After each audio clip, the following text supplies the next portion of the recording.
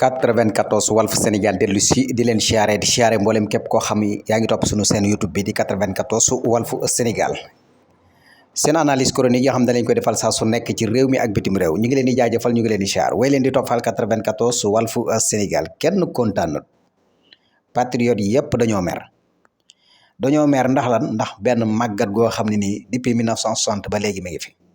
ñu nommé ko lan lañ ko nommé voilà lu jëm ci wàllu CNRA voilà mu mel ni rek voilà Sénégal moom voilà màggat yi rek lañ war di fal ngeen baal ma de voilà espoir yi moom kenn du leen jox confiance voilà te wax dëgg yàlla ku wax am réew ku wax développement ni xale yi voilà projet daal ku ko teg jubal jubbanti ku ko teg wax dëgg yàlla boo cay dox di ca jëm moom xel dina dal waaye fi mu toll nii patriote yi bari fi mu toll nii commencé nañoo découragé wu lii mooy dëgg. parce que li tax ñuy découragé wu mooy fal yi ñuy fal nii te patriote yi wax di yàlla di ko naqarlu dafa mel ni ñoom yëguñu ko chaque jour saa su nekk voilà ñu ngi continuer di fal te ñi ñuy fal arrangé wul patriote yi voilà xam nga bu fekkoon tey ji sax espoir yi nga xam ne xale yi nga xam ne ñu ngi fi jàng am ay diplôme jël seeni CV teg ci table ji am yaakaar ñoom ñoo yanu projet bi jàppale leen saa su nekk wër leen ndomba voilà nekk si seen kanam nekk si seen ginnaaw nekk si seen ndijoor nekk si seen càmmoñ chaque jour saa su nekk lu ne ñu di ko dégg ngir ñu jàpp ni projet boobu noonu moom rek la ñu gëm ndax Ousmane Sonko mi nga xam ne nii chaque jour su nekk waxee na nu nekk nga xam ne maanaam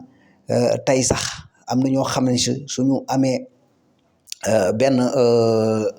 maanaam benn rusukaay bi mooy maanaam benn rusuwaay bi mooy Ousmane Sonko la ñu rus ndax lu baree bare daanaka xam nga bëgguñu ci xam nga loolu moo tax mais dafa am yoo xam ne nii gars yi duñ ko nangu. wax dëgg yàlla mënuñu am parti wala mënuñu wax ni parti Pastef moo fi nekk am ñoo xam ne nii démb dañ leen doon xeex ci côté bu nekk naam nit ki mën nga am xam-xam dëgg la voilà mën nga am compétent lañ la fale la nga am si sa xam-xam nungul nañ la ko sénégalais nga voilà ñun ñëpp dañoo war a bokk ndey bokk bàyyi di xàccandoo di dóorandoo waaye dafa am nomination yoo xam ne bu amee gars yi duñ bàyyi mu jàll léegi dëgg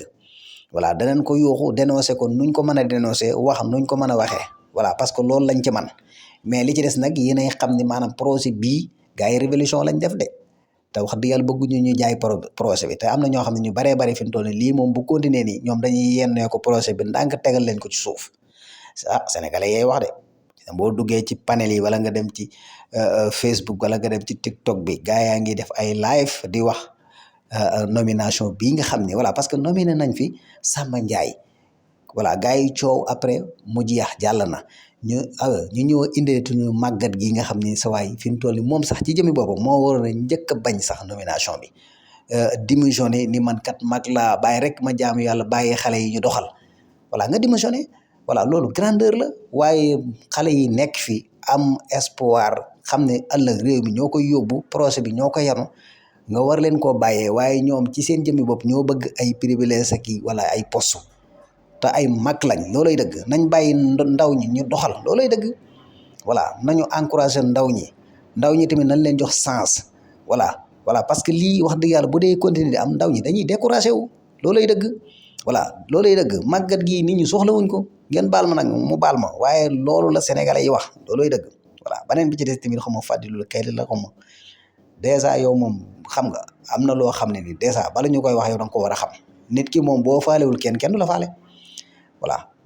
fii yaakaar naa Ousmane Sonko waral lépp Ousmane Sonko tey jii moo tax képp kuy sonn rek nga sonn ak ku mën a doon ku fi yëkkati ko jàpp ne yow yaay dara doo dara Ousmane Sonko tax tey jii nga doon dara bu fekkoon tey jii sénégalais yi dañoo nëtëroon jàpp seen jàmbur est-ce que da ngeen egsi fii ba kenn ku nekk voilà jàpp ne yow yaa waral mbir mi. kan Fadilou Keita moom it waxam ji mu wax nii wax dëgg yàlla vraiment métti na ñu bëri sénégalais yu bari patriotes yu bëri wax dëgg yàlla nit ki nag sa waay boo faalewul kenn bay ba nga yëkkati sa loxo ni moom kenn faalewul waaw loolu moom bay ba nga xam ko bu baax a baax fii Sénégal dañoo ko bokk dañoo war a ànd bokk ndey bokk bàyyi di xàccloo di dóorandoo voilà ñuy waxante ay dëgg tamit parce que fi mu doon Sénégal lee ko tardeel voilà chaque jour ñu nekk ci yoo xam ne raaya la kenn xamul